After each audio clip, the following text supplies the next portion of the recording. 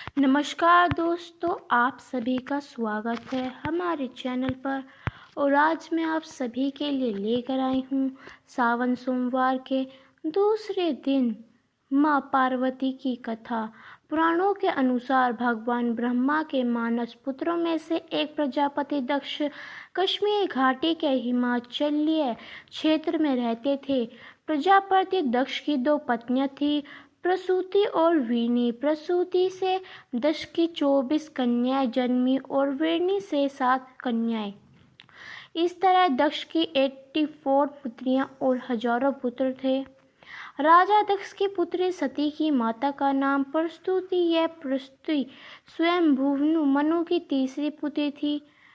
सती ने अपने पति की इच्छा के विरुद्ध कैलाश निवासी शंकर से विवाह कर लिया था।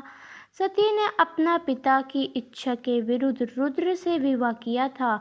रुद्र को ही शिव कहा जाता है और उन्हीं शंकर।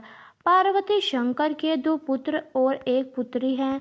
पुत्र गणेश कार्तिकेय और पुत्री वनलता। जिन 11 रुद्रों की बात कही जाती है वे सभी ऋषि कश्यप के पुत्र थे। उन्हें शिव का अवतार माना जाता है। ऋषि कश्यप भगवान शिव के साड़ू थे। माँ सती ने एक दिन कैलाशवासी शिव के दर्शन किए और वह उनके प्रेम में पड़ गई।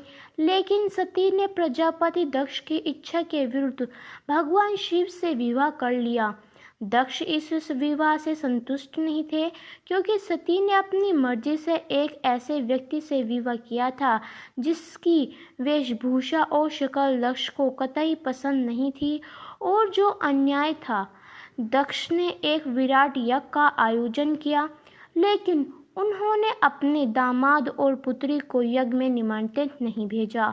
फिर भी सती अपने पिता के यज्ञ में पहुंच गई, लेकिन दक्ष ने पुत्री के आने पर उपदेशा का भाव प्रकट किया और शिव के विषय में सती के सामने ही अपमानजनक बातें कही।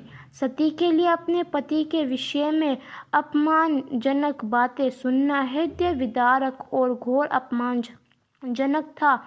यह सब वह बर्दाश्त नहीं कर पाई और इस अपमान की कुठावश उन्होंने वहीं यज्ञ कुंड में कूदकर अपने प्राण त्याग दिए।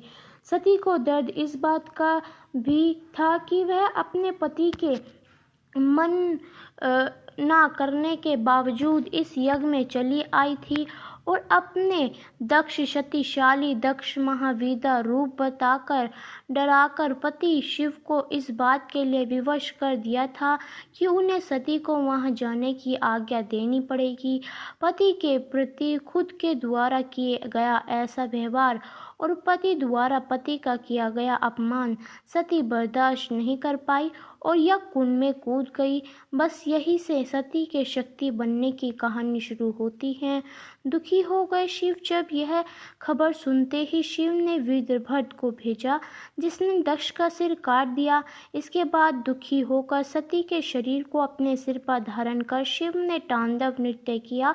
पृथ्वी समेत तीनों लोकों को व्याकुल देखकर भगवान विष्णु ने अपने सुंदर दर्शन चक्र द्वारा सती के शरीर के टुकड़े करने शुरू कर दिए।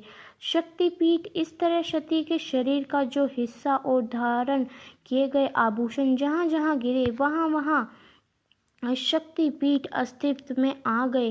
देवी भागवत में 108 शक्तिपीठों का जिक्र है, तो देवी गीता में 72 शक्तिपीठों का जिक्र मिलता है। देवी पुराण में 51 शक्तिपीठों की चर्चा की गई है।